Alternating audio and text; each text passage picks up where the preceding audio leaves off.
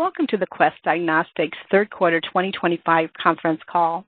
At the request of the company, this call is being recorded. The entire contents of this call, including the presentation and question and answer session that will follow, are copyrighted property of Quest Diagnostics with all rights reserved.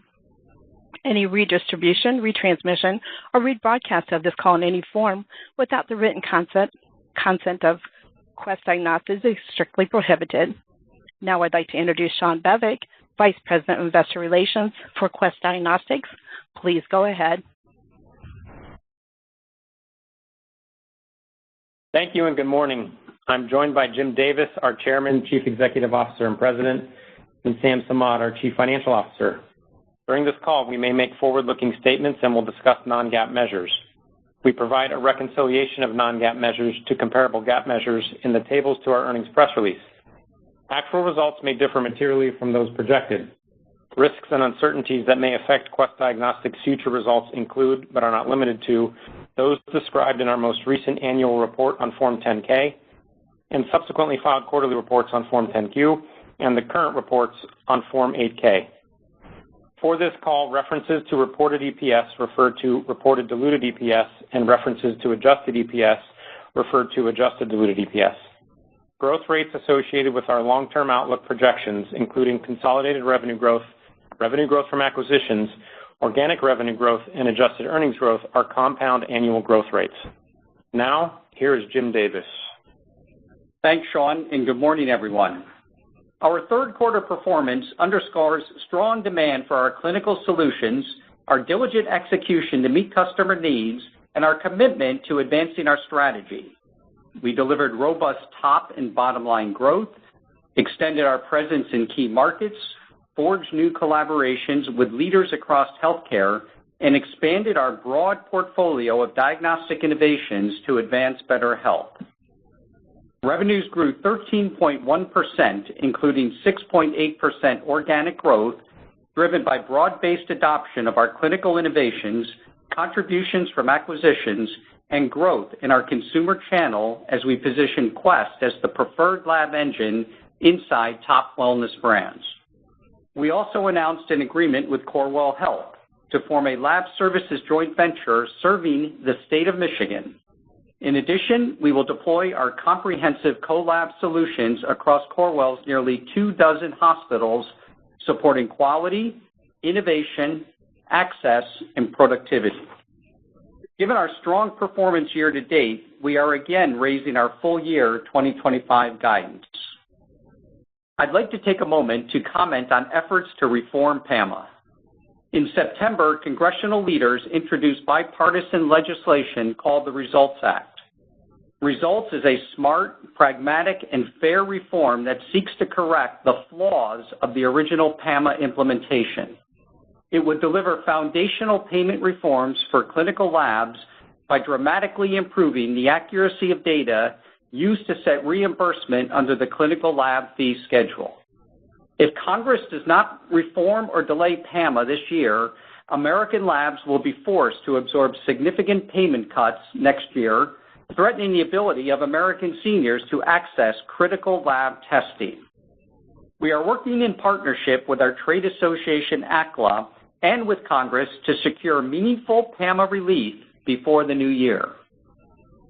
Before turning to our third quarter results, I'll share some highlights on how our strategy is enabling growth. We are focused on delivering solutions that meet the evolving needs of our core clinical customers, physicians and hospitals, as well as customers in the higher growth areas of consumer, life sciences, and data analytics. We enable growth across our customer channels through faster-growing advanced diagnostics in 5 key clinical areas, which are advanced cardiometabolic, autoimmune, brain health, oncology, and women's and reproductive health. In addition, acquisitions are a key growth driver, and our strategy emphasizes purchases of accretive hospital outreach and independent labs. Finally, we are focused on driving operational improvements across the business with the deployment of automation, AI, and other advanced technologies for improved quality, productivity, and customer and employee experiences. Here are some updates on the progress we have made in these areas during the third quarter. In the physician channel, we delivered approximately 17% revenue growth with organic revenue growth in the high single digits. We experienced broad-based demand across our clinical solutions, supported by focused commercial execution and expanded health plan access in several states, including Colorado, Georgia, Nevada, and Virginia. In addition, we continue to expand business in enterprise accounts, including functional medicine providers who utilize comprehensive laboratory testing to improve health and wellness. During the quarter, we completed our acquisition of select clinical testing assets from Fresenius Medical Care, which will enable us to offer lab testing used in dialysis delivery to independent dialysis clinics in the U.S. More significantly, under a separate enterprise agreement, we also began to roll out clinical lab testing to Fresenius Medical Care's dialysis centers, which serve about 200,000 dialysis patients annually in the U.S. We expect to finish scaling these services in early 2026. We look forward to processing these tests during periods of the day when we have open capacity, enabling us to further optimize the productivity of our labs. In the hospital channel, revenues grew low single digits, with collaborative lab solutions driving our growth in the quarter. We offer hospitals many flexible options for accessing our leading science, innovation, and scale. These include reference testing, our collab solutions, outreach acquisitions, and other business relationships, all of which provide meaningful improvements in quality, patient access, and cost efficiencies. During the quarter, Quest and Corewell Health, a top health system, announced plans to establish a laboratory services joint venture in Michigan with an advanced state-of-the-art lab serving the entire state.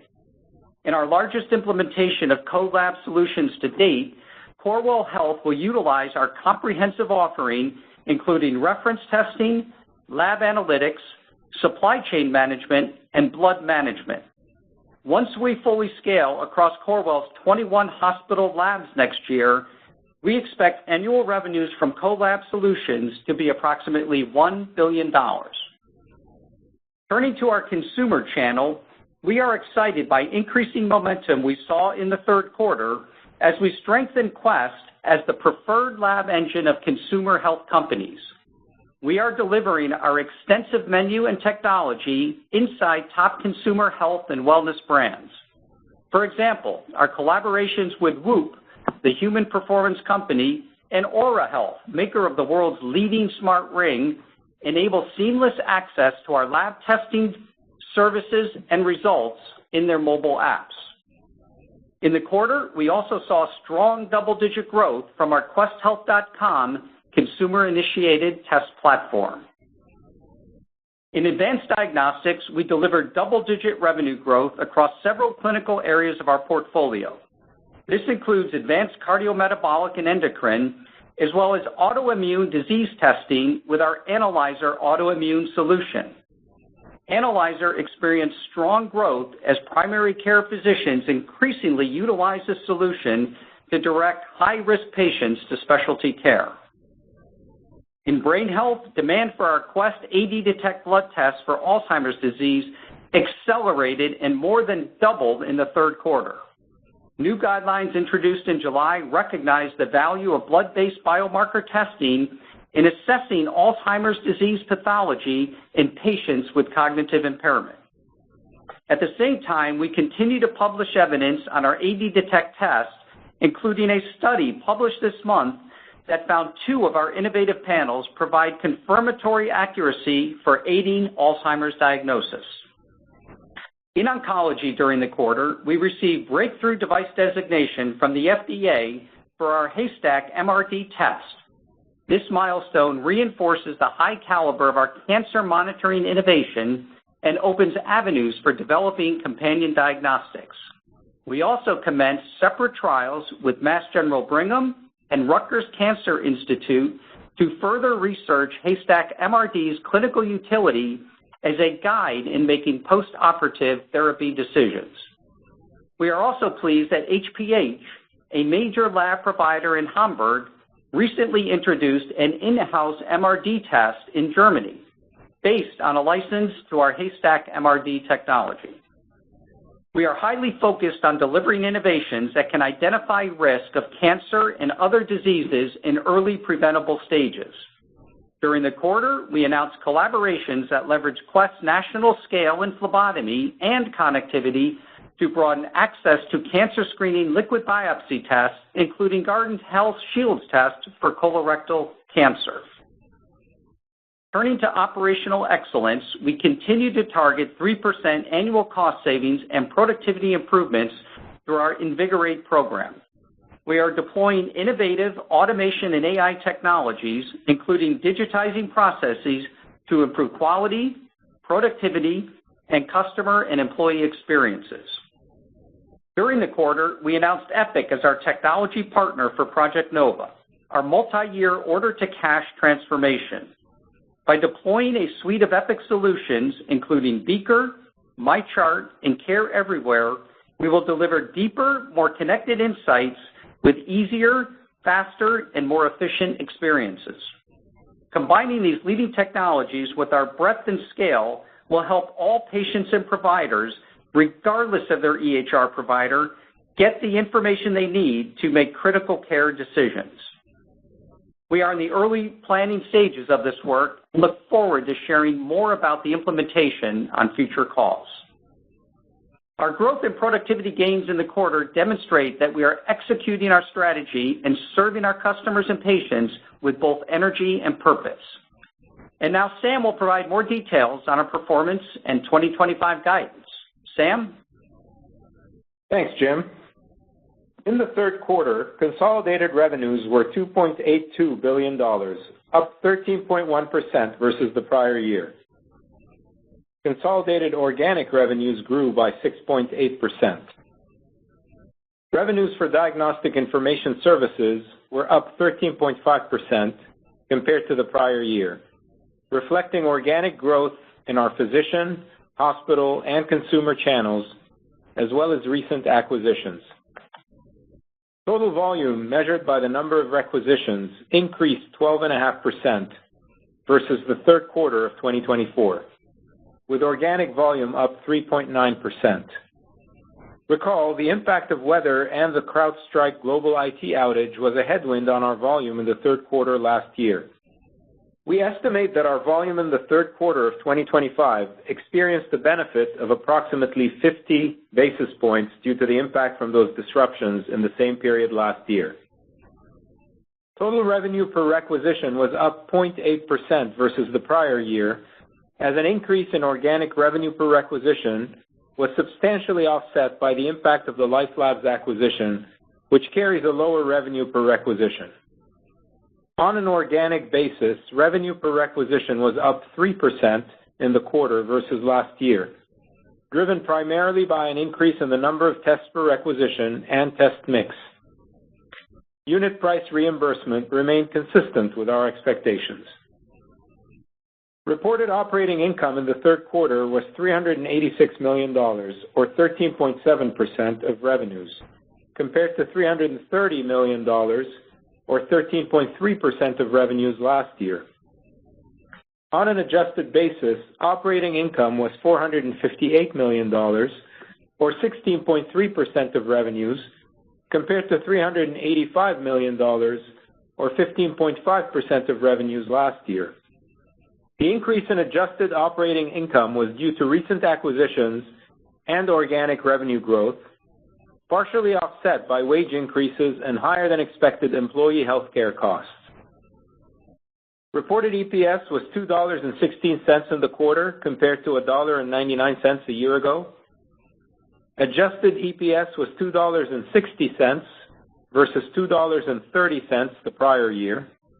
EPS in the third quarter was impacted by higher net interest expense versus the prior year. Foreign exchange rates had no meaningful impact on our results. Cash from operations was $1.42 billion year-to-date through the third quarter versus $870 million in the prior year. This year-over-year increase of 63.1% was driven by higher operating income, favorable working capital due to timing of receipts and disbursements, a one-time CARES Act tax credit, and the cash tax benefit related to recent tax legislation. Turning now to our updated full year 2025 guidance. Revenues are expected to be between $10.96 billion and $11 billion. Reported EPS is expected to be in a range of $8.58 to $8.66, and adjusted EPS in a range of $9.76 to $9.84. Cash from operations is now expected to be approximately $1.8 billion, and capital expenditures are expected to be approximately $500 million. Our 2025 guidance reflects the following considerations. Our updated revenue guidance assumes approximately 4.5% to 5% organic revenue growth, in addition to contributions from acquisitions completed in 2024 and announced to date. It does not assume any contribution from prospective M&A. We are making investments in 2025 related to Project Nova, which we expect will modernize our entire order-to-cash process. We expect these expenses to ramp in the fourth quarter. Operating margin is expected to expand versus the prior year. Our updated operating cash flow guidance reflects a cash tax benefit related to recent tax legislation, as well as favorability in working capital. With that, I will now turn it back to Jim. Thanks, Sam. To summarize, our third quarter performance of robust top and bottom line growth underscores strong demand for our clinical solutions, our diligent execution to meet customer needs, and our commitment to advancing our strategy. We form collaborations to support future growth, including with Corewell Health in Michigan, top consumer health brands, and Epic for Project Nova. Given our strong performance year to date, we are raising our full year 2025 guidance. Finally, I want to thank our more than 55,000 colleagues for their hard work this quarter. They are the force that delivers on our purpose to create a healthier world, one life at a time. Now we'd be happy to take your questions. Operator? Thank you. We will now open it up to questions. At the request of the company, we ask that you please limit yourself to one question. If you have additional questions, we ask that you please fall back in the queue. To be placed in the queue, please press star 1 from your phone. To withdraw your question, you may press star 2. Again, to ask a question, please press star 1. Our first question comes from Patrick Donnelly with Citi. Your line is open. You may ask your question. Hey, good morning, guys. Thanks for taking the question. Jim, maybe just on the backdrop, the utilization backdrop, it looks like it remains elevated. What are you guys seeing there and expectations into year end? And then just a quick follow-up for Sam, maybe on the PAMA side, latest expectations, what you're hearing there, and the potential offsets you would have as we head into 26, maybe just the probability of how you're thinking about that. Thank you, guys. Yeah. Hey, thanks, Patrick. So on the utilization, as we said in the script, our raw rec volume was up 3.9%, and then organic rep per rec up 3%. So let me comment on each one of those. On the rec volume side, first, as you know, we're back in network with Elevance in some key states, Nevada, Colorado, and Virginia, and we're certainly picking up share and picking up momentum as we progress through the year. So you're just seeing a continuation of those volumes building in each of those states. In addition, Centera is another health plan that we're back in network with in the Virginia area as well. Actually goes down the coast a bit. And so all of that has helped our aided the 3.9% organic rec growth. Now, in addition to that, we mentioned the strong mix on the call, autoimmune testing way up, advanced cardiometabolic testing way up. Our brain health volumes more than doubled in the quarter. So all of that helping both test per rec plus test volume. And then the last thing I'd mention is our consumer business. The consumer health business, our own direct channel has been incredibly strong, growing 30 to 40% on a year-to-date basis. And then our partnerships with companies like Function Health, also helping our growth on the consumer side. In the quarter, we announced partnerships. It didn't really impact our volume in the quarter, but your comment about how do we think about things, going into the fourth quarter. Our partnerships with Whoop and Aura, we definitely expect that to contribute volume on the consumer health side. So I would tell you the expectations for Q4 is that the utilization levels will continue as we've seen them in Q3. Yeah, on PAMA, and good morning, Patrick. On PAMA, so, to kind of probabilize it here or put odds on it is difficult. I would tell you, the Results Act has been proposed. We still think it's going to be not an easy one to pass, but there's also a likelihood of a PAMA delay, which we think has likely more probability than the Results Act actually passing. So we remain optimistic about a PAMA delay, although it's really hard to kind of put odds on it right now. In terms of the impact to the P&L, as we have indicated before, it's a $100 million impact next year if PAMA does come back. We will offset a portion of it. It will not be the majority of it. We will offset, a portion of it that's a portion of that $100 million. And, remember, we control the pace of some of the investments that we have next year. So we can control and pace some of these investments if PAMA does come back and we have to offset a portion of this hit. Operator, next question, please. Thank you. Our next question comes from Michael Cherney with Leerink Partners. Your line is open. You may ask your question. Good morning, and thank you for taking the question. Maybe if I can build a little bit more on the mix in the quarter and how you think about that relative to jump-off point to next year, relative to the LRP. As you look back versus what you outlined in March, are some of these aspects of wellness testing, of specialty testing, performing above expectations, in line with, and how are you thinking about framing those in terms of the contribution rate they can provide relative to where you laid out the LRP for overall organic volume, organic revenue growth back in March? Thank you. Yeah. So versus expectations we set in March, I'd say the consumer channels are both our direct and our relationships with other partners are performing, slightly above what we expected going into the year. Our own direct channel is performing very well. And in addition to wellness testing that we get through that channel, there's what I would call episodic testing. So these are things like STDs, tick testing, allergy testing, that people just want and, want privacy. For other reasons, they come to us directly. So our own direct channel performing better than expected. You can all see, I'm sure, on social media and things like that, what companies like Function Health and Whoop and Aura are doing.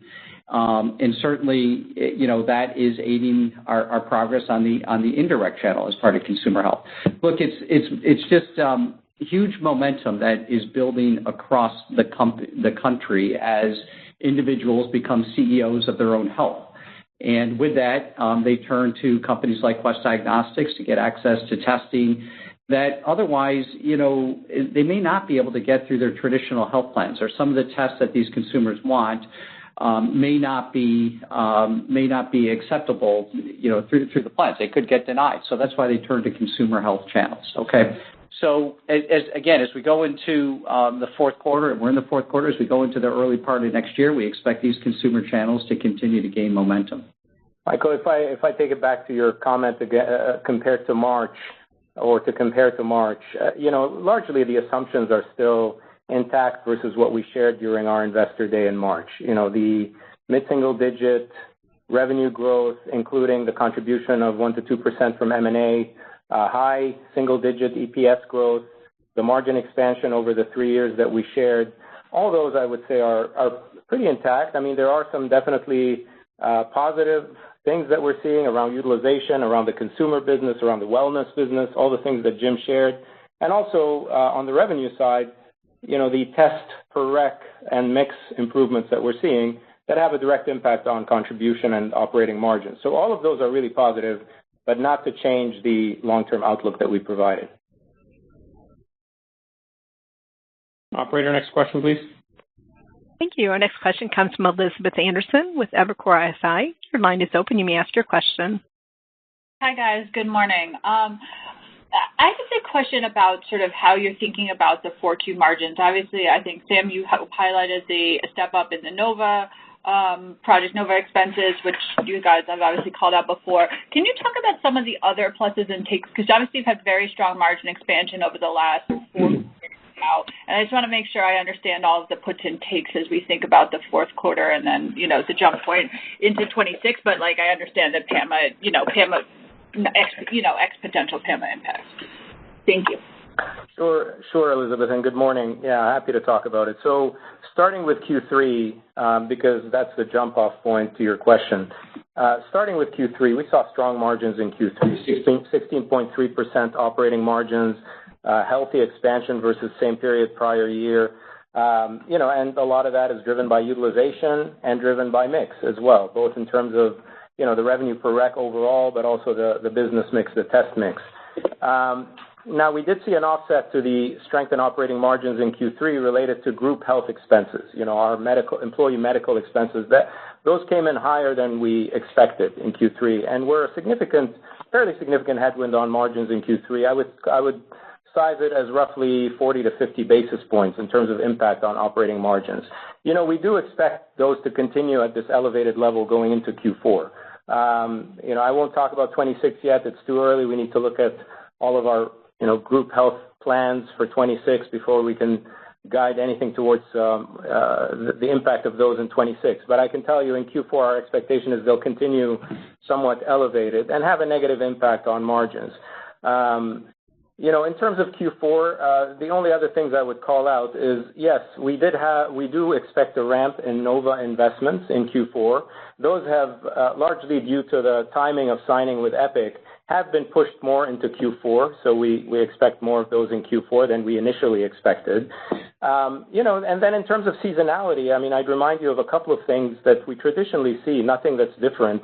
One is that, if you look pre-COVID seasonality, Q3 to Q4, usually the OM trend is to be about 50 to 100 basis points lower in Q4 versus Q3. So I think the seasonality trends are pretty similar in general to what we used to see pre-COVID.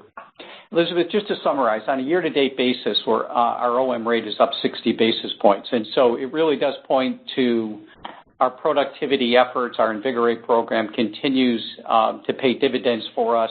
There's no let up. There's never an end goal. The goal always moves forward. And we expect those productivity efforts to continue in the back half of the year and into next year. Operator, next question, please. Thank you. Our next question comes from Kevin Caliendo with UBS. Your line is open. You may ask your question. Thank you. Good morning, everybody.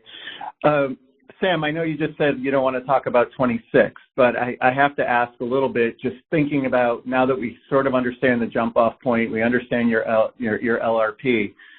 PAMA aside, what other sort of headwinds and tailwinds should we be contemplating? I know there was some other investment spend that was planned. Corewell, might be incremental. Is there anything sort of fundamentally or company-specific we should be thinking about when thinking about 26 relative to the LRP? Yeah, Kevin, let me start, and then I'll turn it over to Sam here. So I think we've talked volume and utilization trends. The test per rec growth, the rep per rec increases that come with that, we feel good about that continuing to next year. Our commitment to advanced diagnostics, the autoimmune testing, brain health, as I talked about, doubled in the quarter. All of those point to, again, increased volume and utilization trends.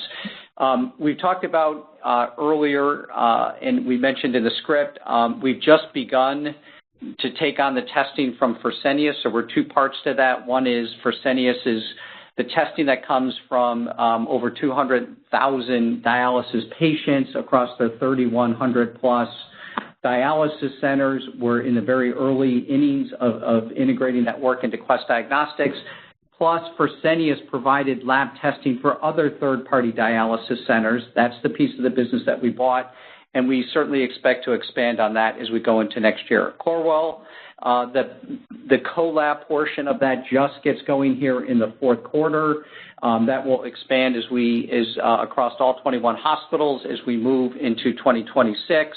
And then again, the strong consumer health channel. Now, headwinds, we've talked about PAMA. Yes, there's the expiration of the health exchange, the subsidies for the health exchange. Still don't know how that's going to come out. Obviously, that's one of the big concerns during the shutdown here. And then other headwinds. Look, hospital reimbursement remains a challenging environment. Pricing on the hospital side remains challenging. And then, as Sam indicated, yes, there'll be a ramp up of Nova investments as we move through next year. And, so Kevin, good morning. From an impact on margins perspective, if I take some of Jim's comments and, just give you some color around margins, not to give a percentage right now or any numbers, but, the utilization, the healthy environment is going to continue to drive margin expansion. Similar thing with the revenue per requisition, the test mix, and also the test per rec is going to drive improvements in margin. I think you're going to see the Invigorate program continue to drive the 3% productivity and cost reduction next year as well. So that's a tailwind as well. PAMA is obviously an uncertain one, so I'll kind of set it off to the side for now. As a potential headwind. The ramping Nova investments are going to generate more expenses next year, but that's in line with what we shared back in March when we first announced this program. There's nothing new there in terms of additional cost. And also, generally in terms of all the investments that we have next year, including Nova, depending on PAMA, we have the ability to sort of ramp those and basically time those and pace those accordingly to offset, the impact of any negative pricing effect from PAMA. Operator, next question, please. Thank you. Our next question comes from Jack Mann with Nephron Research. Your line is open. You may ask your question. Thank you. Good morning, guys. I wanted to talk about cash flow. So it's been really strong conversion so far this year, and you increased the guide here to $1.8 billion, up $250 million. Maybe for Sam, just are there any one-timers you would call out this year besides kind of the CARES Act payment? I'm just trying to think about the puts and takes on this line into 2026 and understanding what the right baseline might be to work off of. Thanks. Yeah, thanks, Jack. So, yes, cash flow has been strong. I mean, we took up operating cash flow, as you indicated, to $1.8 billion as our guide. So an increase of $250 million. I think we're seeing some increases and some positives related to the strength of the business, also the timing of receipts as well, and collections. But there are one-timers in that you should not expect to necessarily continue. You called out the CARES Act payment of $46 million. That is a one-timer that we don't expect to repeat next year. And then there are one-time benefits related to the recent tax legislation, the One Big Beautiful Bill Act, that help us in 2025 that don't necessarily produce the same magnitude of benefit in 2026. One is related to the acceleration of bonus depreciation and the ability to take deductions on that and, gives you a cash tax benefit.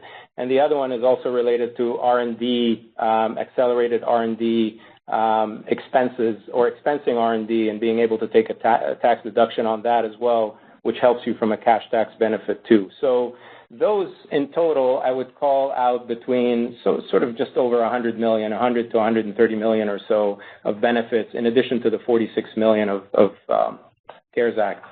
Yeah, Jack, the other thing I'd point to is the beauty of the consumer channel is it's a direct cash business. You get payment at the time of order, and there's no patient concessions or bad debt. So to the extent we continue to grow that consumer channel, it certainly helps bring in the cash, the timeliness of the cash, and the certainty of the cash.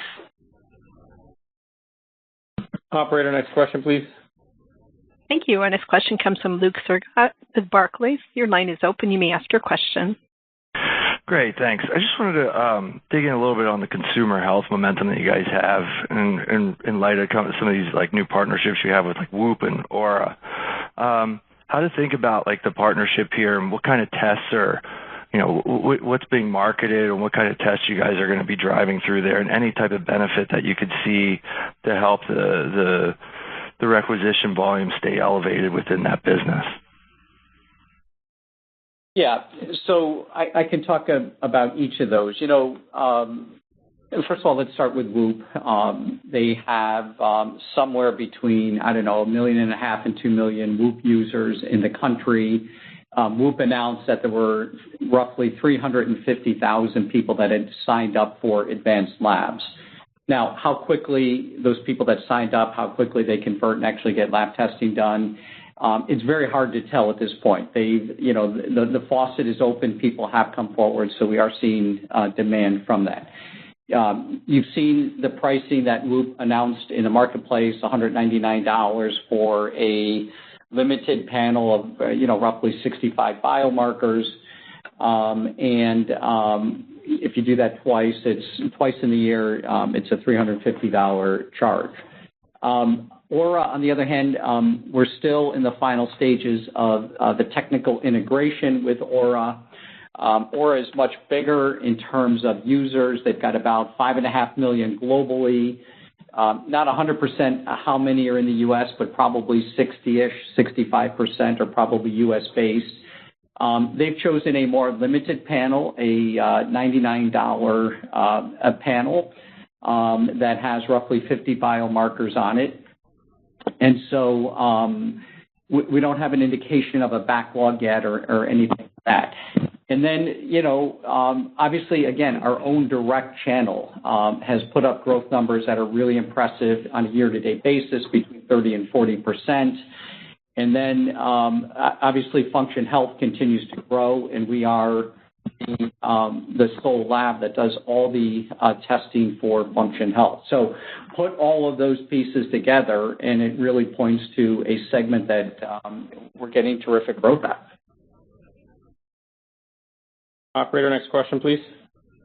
Thank you. Our next question comes from David Westenberg with Piper Sandler. Your line is open. You may ask your question.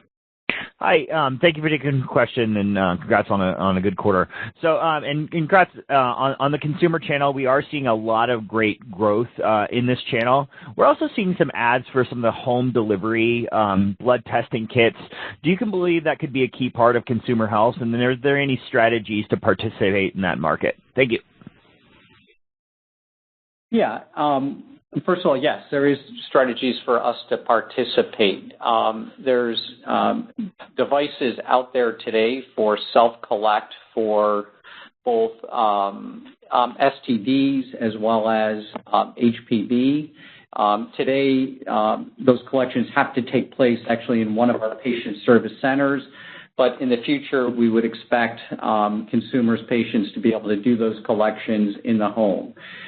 We're working with a third-party provider on, mobile on blood collection kits that go well beyond finger prick and finger sticks. We don't actually think that is an optimal way to collect enough blood that can be used to run the tests that we typically run here in Quest Diagnostics. But in time, those self-collect devices will improve, and as they do, we're going to participate in that game as well. Operator, next question, please. Thank you. Next question comes from Erin Wright with Morgan Stanley. Your line is open. You may ask your question. Great, thanks. So in the 10Q filing, you reiterated the expectation around the impacts on the One Big Beautiful Bill and the expiration of ACA subsidies, I guess in that 50, 60 BIP range. I guess, how would you break the two of those out if we do get some sort of more favorable negotiation on the exchange subsidies? And then a completely separate question, but can you speak a little bit about the partnership with Epic a little bit more? I guess, can you talk a little bit about the genesis of that relationship and the nature of it, and when we will hear more on that front too? Thanks. Yeah, thanks, Erin. This is Sam. Good morning. So On the impact in 2028 that you call out that we disclosed in our 10Q, so the way I would think about it is the majority of that is really related to the health insurance exchanges and the potential expiration of those subsidies and not being renewed. So that roughly, let's call it 60 basis points. I would say about at least 40 to 45 basis points of that is coming from the exchanges, and the rest driven by Medicaid. Medicaid ramps over time to get to a certain impact by 2034, but the impact on 27, 28 is fairly minimal still. And Jim, talk about the other. Yeah, on the Epic implementation. So the foundational element of this is the conversion and upgrading of all of our laboratory information systems to their LIS product, which is called Beaker. We're going to start that process. Obviously, a lot of planning is taking place right now. Planning will continue into 2026. We plan on starting those implementations more in our esoteric sites and then rolling it out across the regions over the next several years. We will also standardize. Today we have the application called MyQuest, which allows patients to book appointments, view your test results, pay your bills, and that application will be upgraded to what most people know is MyChart in the Epic world. That provides a lot of benefits, including patients will be able to see all of their information, regardless if it's from Quest Diagnostics or a health system, on one MyChart site, if you will. And so it provides the integration of lab work with other medical records that they may be getting from their physicians, their health systems. And so we believe that really has tremendous benefits as well.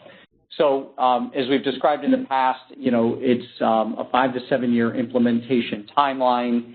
And as Sam has said, we're going to pace that appropriately. It's a lot of change, both internally for our own employees, a lot of change for our customers, and we're going to be very thoughtful and methodical as we embark on this change going forward.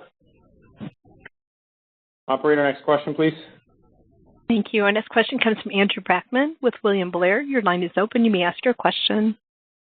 Hi, guys. Good morning. Thanks for taking the question. Jim, you highlighted some of the work that you're doing, expanding partnerships with some of the cancer screening players that are out there. Can you maybe just sort of talk about those opportunities broadly, what they mean for Quest? But I guess more importantly, how do you balance those types of distribution partnerships with potentially doing some of this testing yourselves in the future? Thanks. Yeah, well, the first decision we look at is, do we have a test for that segment of the market? Now, when it comes to some of these early stage cancer screening tests, the answer is it's not an area where we've made significant investments. So as we've discussed in the past, you can order the Grail test through Quest Diagnostics. It's on our menu, and we make it available to over 100,000 primary care physicians. It's integrated from an IT standpoint. We announced with Guardant their new blood-based colon cancer test.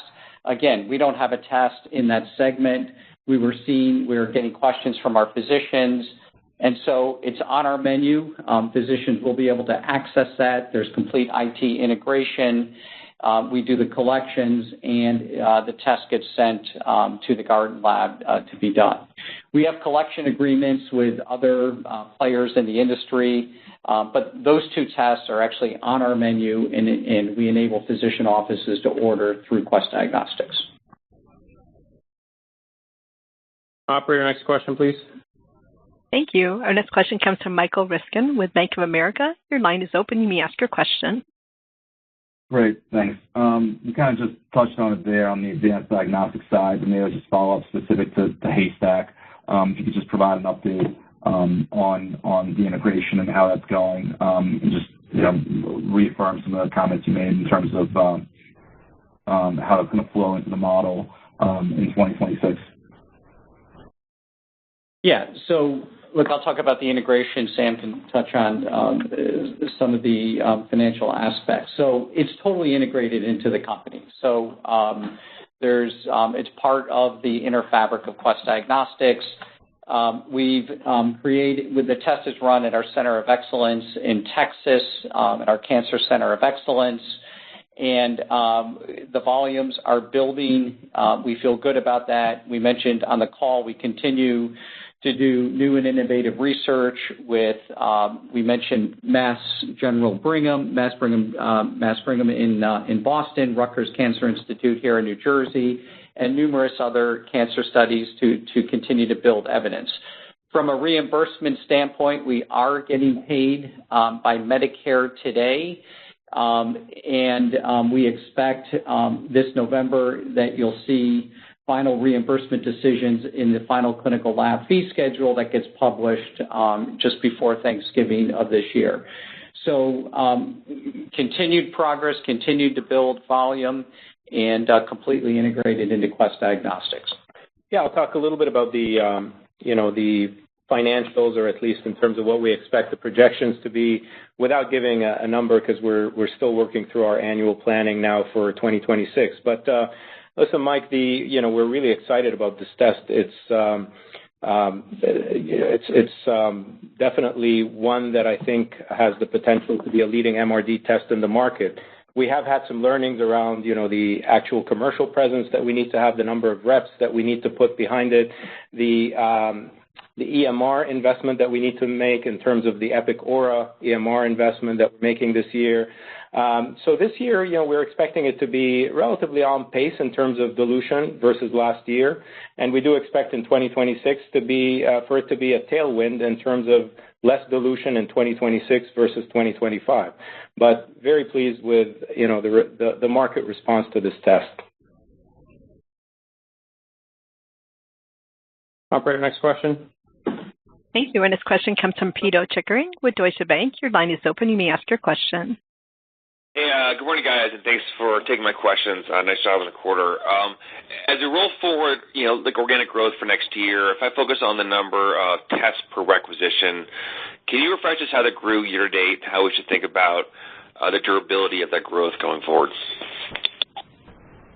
Yeah, in terms of tests per rec, Pito, we have said that it's definitely elevated versus what we were seeing pre-COVID, okay? So without getting too specific and provide too many details and numbers, which we don't necessarily share, but definitely it has continued to improve quarter after quarter since 2019. So right now we are north of, I would say 4.2 in terms of tests per rec. And prior to 2019 and the pre-COVID timeframe, we were somewhere between 3.5 and 4. Okay, maybe on the high end of that. But, this constant evolution of test per rec, we're seeing improved test per rec and also improved mix. On the test per rec, it's a number of things. I mean, it's clinical guidelines that physicians over time have been gradually adhering to. It's our clinical franchise strategy. It's, the availability of a broader test menu that we have. It's the default to more screening tests like like AD Detect, for instance, which is a blood-based Alzheimer's dementia screening test that wasn't available before, that's now producing lift. And then on top of that, there's also the wellness portion of our business that's driving also an improvement in terms of test per rec. So all of these things that I mentioned are helping with, test per rec, and also on top of that, revenue per requisition. If you take that into 2026, do I expect continued improvement in terms of revenue per requisition and test per rec? Potentially, but it's going to get to a point where it slows down. We're not going to continue to see the same pace of improvement that we've seen traditionally. So, yeah, I think the direction is positive for next year, but I think at some point we're going to see a slowing down of that improvement. Operator, next question, please. Thank you. And this question comes from Tycho Peterson with Jefferies. Your line is open. You may ask your question. Hey, thanks.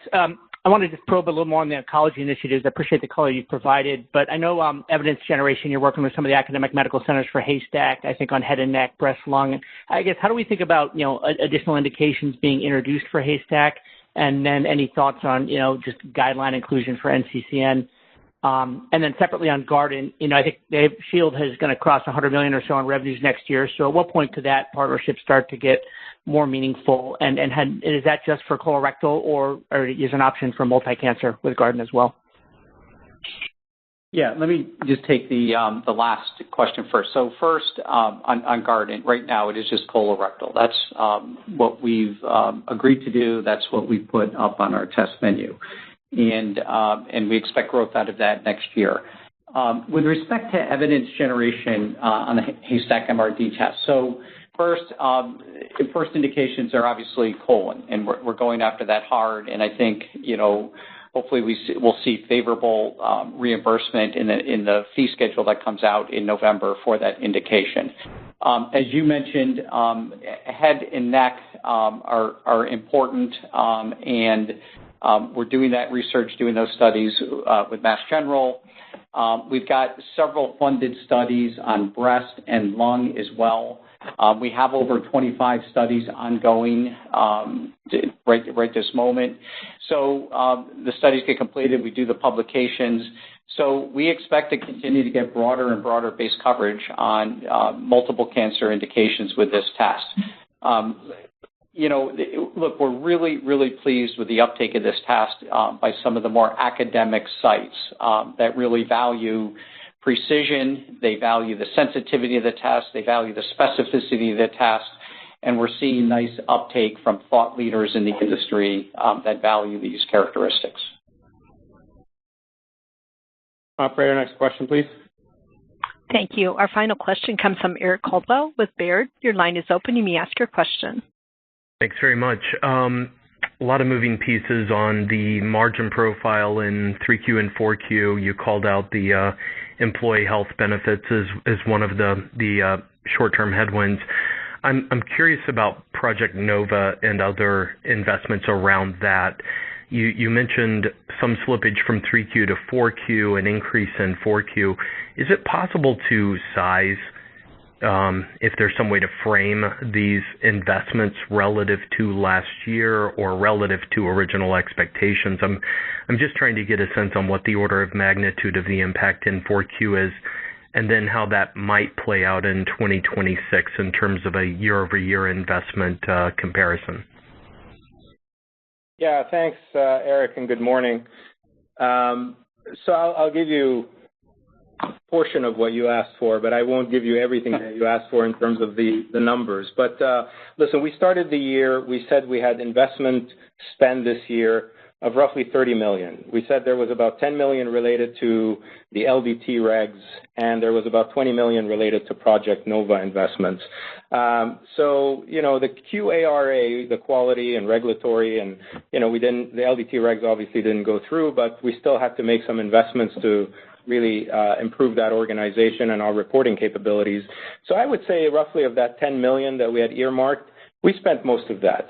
The $20 million for Nova, we have not spent a big portion of it, and so some of it went into Q4, and we're going to spend a portion in Q4, and that was largely due to timing. Now, there's not going to be a bleed-over effect into 2026 if you're trying to read into that. I wouldn't consider it as something that's going to impact 2026 negatively. It was really more of a timing thing within 2025. We just didn't spend it earlier, and it just went into Q4. So, that's how I'd look at it. In terms of just Nova spend overall, as we have called out, over the next 3 years, over the next, 6 or 7 years through the implementation, we're expecting about a $310 million investment, somewhere between $250 and $310 million investment in Nova. And, that's going to be a combination of OPEX and CAPEX. And, a portion of that is going to impact 2026, but it's consistent with our expectations when we shared that range back in Investor Day. Nothing has changed. And as I said earlier, depending on PAMA, depending on the, headwinds of the business, the macro environment, potential, any challenges that we see, we control the pace of those investments, and we will flex and pace accordingly. So just want to make sure that's clear. Operator, any more questions? At this time, I'm showing no further questions. Okay. Thank you again for joining in. And again, strong performance for Quest Diagnostics. We, again, thank our 55,000 employees who made this happen in the quarter and will continue to make it happen. Have a great day. Thank you. Thank you for participating in the Quest Diagnostics third quarter 2025 conference call. A transcript of prepared remarks on this call will be posted later today on Quest Diagnostics' website at www.questdiagnostics.com. A replay of the call may be accessed online at www.questdiagnostics.com/investor or by phone at 866-388-5361 for domestic callers or 203-369-0416 for international callers. Telephone replays will be available from approximately 10:30 a.m. Eastern Time on October 21st, 2025 until midnight Eastern Time, November 4th of 2025. Goodbye.